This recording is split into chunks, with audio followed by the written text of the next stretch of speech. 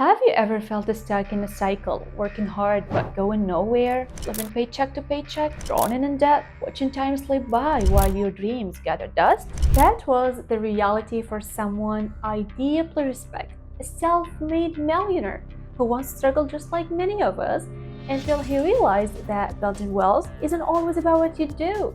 Sometimes it's about what you stop doing. He didn't start earning millions overnight by working harder. He started by quitting 7 specific habits that kept him broke and frustrated. Today, I'll walk you through each of these habits, explain how they sabotage his life, and show you the exact changes he made to reverse course. So, if you're serious about breaking free from financial struggle, this might be the wake-up call you need. Stick with me till the end because the final habit he quit changed everything. 1. I quit tolerating energy vampires. Energy is a currency, and just like money, you can either invest it or waste it. I used to be surrounded by people who drained me. They'd call only when they needed something, always complaining, always criticizing, and never contributing. I thought being available made me a good friend, but what it really did was anchor me to mediocrity. When I began distancing myself from these toxic influences, I had more clarity, more energy, and more time to focus on my goals. My creativity surged, and my confidence grew. Jam Rohn once said, "You're the average of the 5 people you spend the most time with." So ask yourself, are your 5 building you up or breaking you down? 2. I quit taking advice from broke people. We all seek guidance, but who we'll listen to can determine our destiny. Early in life, I took advice from people who had never built a business, never invested wisely, and never stepped outside their comfort zone. They told me to play it safe, to get a job, save a little, and retire at 65. But when I started learning from people who had what they wanted, like financial freedom, time of freedom, and purpose, I realized how flawed that advice had been. Books, podcasts, mentorships, and courses, they became my new university. Jam Rohn said, "Success leaves clues. So follow those who've walked the path and ignore those who haven't." 3. I quit blaming external circumstances. I blamed everything but myself. The economy, my parents, my boss, my education. But blame is a present. It keeps you locked in the belief that you have no control. And as long as you believe that, you're right, you want to change. When I took full responsibility for my life, things began to shift. Not instantly, but steadily. I realized I chose my actions, I chose my responses, and therefore I could choose different.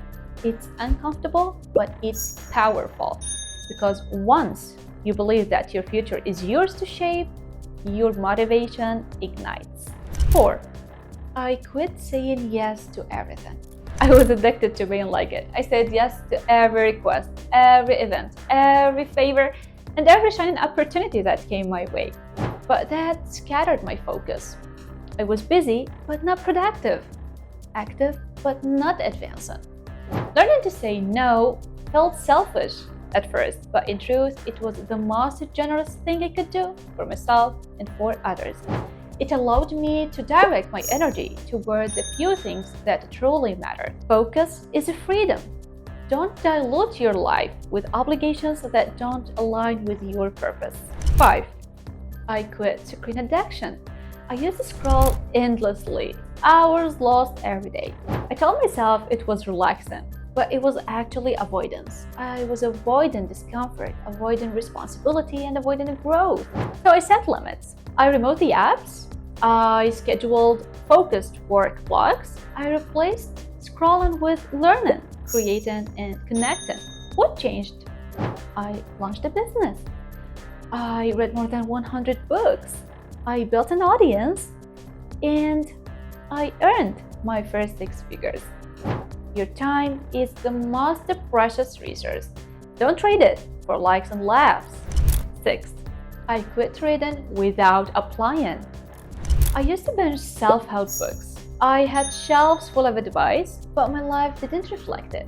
Because knowledge is potential power, but only when applied does it become real power. I began studying differently. I'd read a chapter, pause, apply. I journal, experiment, and teach others. Suddenly, my retention exploded, and so did my results. Cameron said, "Don't let your learning lead to knowledge. Let your learning lead to action." 7. I quit comparing myself to others. Social media made me feel behind. Everyone seemed more successful, more attractive, and more fulfilled. But comparison is a thief. It robs you of joy. It distorts your path.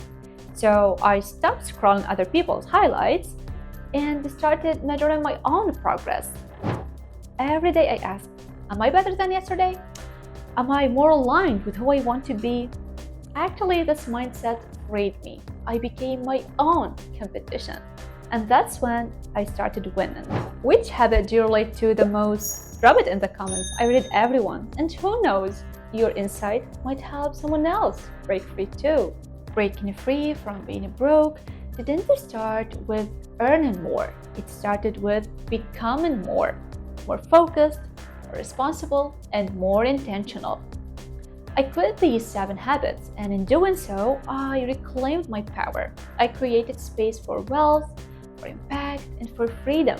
And you can too. And always remember, success isn't just about addition, it's also about subtraction. Eliminate what's holding you back, and you'll make room for what can move you forward. Cameron said, discipline is the bridge between goals and accomplishment. So, walk that bridge one step, one choice, one habit at a time.